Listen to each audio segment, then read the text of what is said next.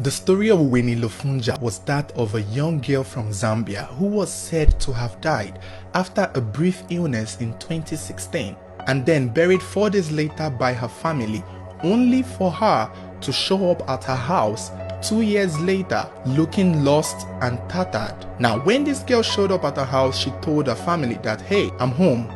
And they were like, "Who are you?" And she's like, "I'm Winnie Lufunja, your daughter." And they were like, "Excuse me, Winnie died 2 years ago and she has been buried, so who are you?" And the girl said, "I don't know who you people buried, but I am Winnie Lufunja and I am not dead." And for some reason, maybe this girl really looked like Winnie Lufunja, but the family did not have any reason to doubt. I mean, who doesn't want their dead loved one to come back alive? Who doesn't want to open the door and see a loved one who has died standing at the door to tell them that he or she isn't dead? Isn't that the dream of everybody who has ever lost someone they love, for their loved ones to return and tell them that, "Hey, it was all a prank, hey, it was all a dream"? And so the family took this girl in, still having their doubts but hoping that this is for real. The story was quick to get press coverage as many people showed up in the Winnie Lufunja's house to see what was happening. You know, there were rumors that Winnie Lufunja is back. The girl who died 2 years ago and was buried is now back home, and it's like we've never seen this kind of thing before. Immediately, the police were involved and they were baffled at this situation. The family were like, "Yeah, she kind of looks like our daughter, but you know, we're not very sure because we actually buried our daughter. She died. It wasn't as though she died of an accident or she disappeared and she was found dead.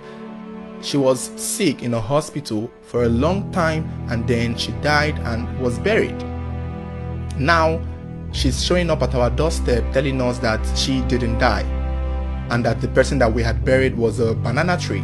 The police did the right thing. They took her DNA samples and her family DNA samples for testing to see, you know, what this was about. At the same time, they were asked to check the grave of Winnie Lufunja to be sure who they had buried, or to be sure if indeed it was a banana tree they had buried like this girl is claiming, or just to be sure who was in it.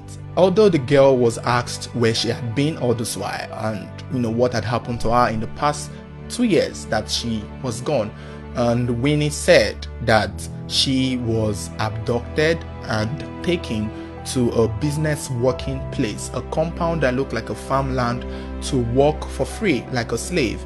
It was almost as if she was hypnotized and brainwashed where she was and held spellbound like many other people who were also in the working place. She said that they had to work in a farmland, cultivate and, you know, make production for whoever these people were, because she said she didn't know who they were and she didn't even remember how she got there, but she remembered that there were more people there and she had to work and there were people controlling them.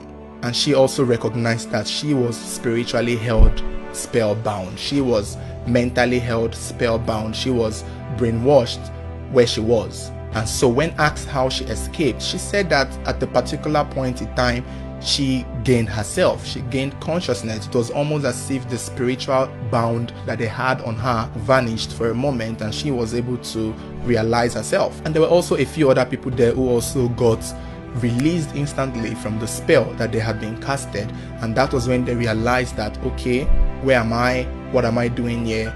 And with that instant they escaped, and somehow in the streets of Zambia this girl was able to find her way back home to her family, to tell them that this is how it has been for the past 2 years. When I first heard the story, my first thought was maybe the hospital where Winnie Lufunja had died had switched her body or had sold Winnie Lufunja to a group of people who were looking for, you know, cheap labor, and had replaced her body with someone that looked like her for burial. That was my first thought. That was the thing that came to my mind. I was like, you know, because the parents claimed that it was the hospital that pronounced her dead and gave her to them for burial. But then again, awaiting the DNA result was something that was important.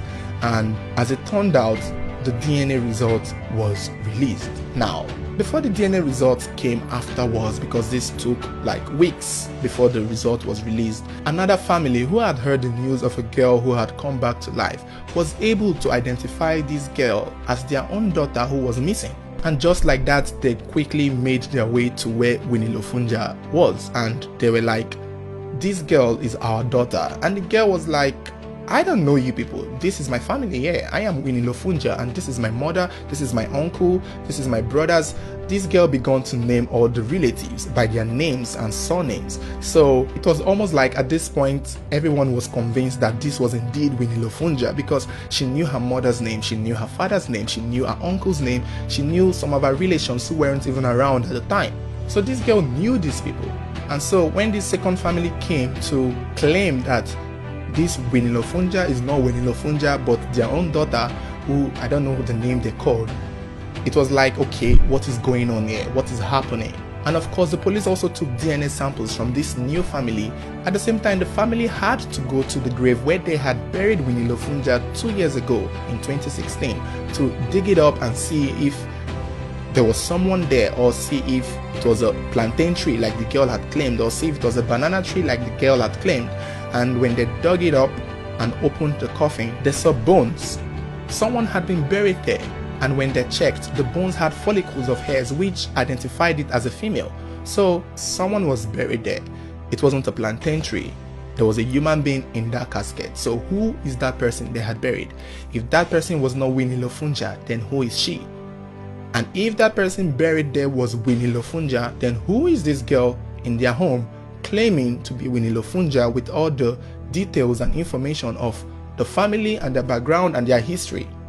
How did this girl know all these things that only Winnie Lufunja would have known? Many weeks later, the police came with the DNA test results, and it was proven that this girl who is claiming to be Winnie Lufunja was not Winnie Lufunja, and that she was indeed the daughter of the second family who had come to claim her. And of course, that settles the issue. The girl was given back to her family, even though she still claimed that she did not know who they were, and it might have taken her time to maybe gain back that memory of who this family is.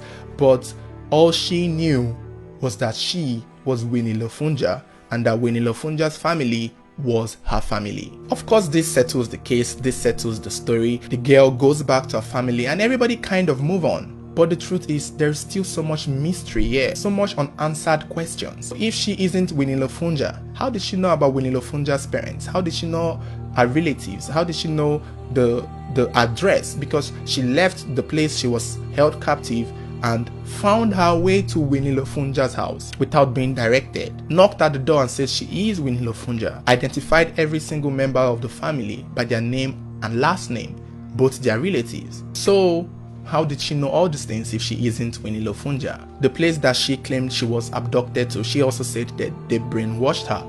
So did they brainwash her and give her a new identity? And if they did, how did these people or this unknown corporation know about Winnie Lufunja? And where did they get all the details from? And how did they put it into her head to change her identity, to make her think she was someone else? This feels like a sci-fi movie, one of those movies where people's identity are switched, one of those movies where people's brain are washed and replaced with the identity of someone else. I mean, you only see these kinds of things in the movies. It's funny that this story just died down after it had been solved, because to me, this is an unsolved mystery, and I am so curious to know how this could actually happen. I feel like there is some part of the story that is not being told. I feel like we still need to know how this girl got to know Winnie Lufunja so well, up to her family members, even to her address, despite the fact that the family could confirm that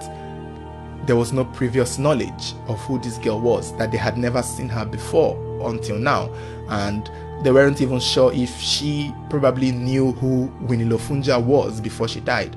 Maybe that could have been the connection. Maybe she knew the original Winnie Lufunja so well, but you know, if she did know her so well to the point of knowing her family members, the least that could happen is that her family members could have recognized her sooner, that, oh, you are Winnie Lufunja's friend or something. But they didn't see her like that. They didn't know who she was. She probably looked like Winnie Lufunja so well that they were like almost convinced that this was their daughter who had died 2 years ago. Although this story might seem to have been resolved, I still feel that there is so many unanswered questions. And honestly, if you think you have the answer, I would like to hear your thoughts on this story. Feel free to share your thoughts on this story, and if you are from Zambia where this story happened, it will be nice to hear your thoughts on it. What is the best possible explanation as to how this strange girl knew so much about a dead girl that she had to assume her identity to the point that she couldn't even remember her original background? I would like to know how that is possible. I would like to know how I can be brainwashed to the point where I think I am someone else and know the person's name, family, address, and think I'm even that person all the way. And even when my own original family comes, I can't recognize them, regardless of the DNA result. It's just really shocking, and frankly, I would like to know where this girl is now. I would like to hear her story. I would like to know if she still remembers anything since this story was published. So thank you guys for watching. If you enjoyed today's video, don't forget to give it a thumbs up. Also, don't forget to subscribe and turn on your notification button so whenever there is a new video, you will get notified. Thank you for watching.